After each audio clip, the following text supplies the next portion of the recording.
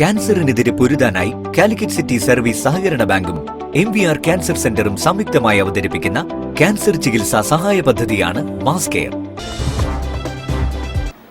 വാർത്തകൾ തുടരുന്നു. നിർദ്ധനയായ വീട്ടമ്മയ്ക്ക് കോഴിക്കോട് CSCOയുടെ കൈത്താങ്ങ്. പ്രമുഖ മരവ്യവസായി PT മുഹമ്മദ് അലി അഭയം പദ്ധതിയിലെ 26ാമത് വീടിന് തറക്കല്ലിടൽ കർമ്മം നിർവഹിച്ചു. കല്ലായി സ്വദേശിയും നിർധനയുമായ വീട്ടമ്മയ്ക്കാണ് CSCO കൈത്താങ്ങായത്. CSCO അഭയം പദ്ധതിയിൽ ഉൾപ്പെടുത്തി കല്ലായി VK കൃഷ്ണമേനോൻ റോഡ് സ്നേഹതീരം റെസിഡൻസിൽ 2.40 സെന്റ് സ്ഥലത്താണ് 26ാമത് വീടിന് തറക്കല്ലിട്ടത്. പ്രമുഖ മരവ്യവസായിയും ടിംബർ മർച്ചന്റ് അസോസിയേഷൻ വൈസ് പ്രസിഡന്റുമായ PT മുഹമ്മദ് അലി തറക്കല്ലിടൽ കർമ്മം നിർവഹിച്ചു. അത്ഭുതം എന്ന് പറയാനേ പറ്റുള്ളൂ.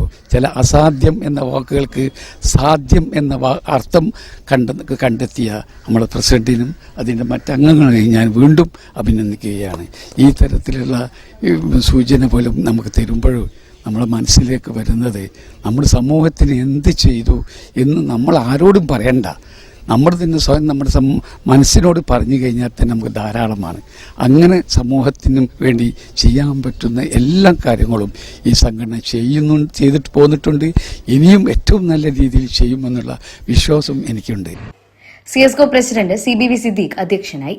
കോർപ്പറേഷൻ കൌൺസിലർ ബൈജു കാളക്കണ്ടി മുഖ്യ അതിഥിയായി.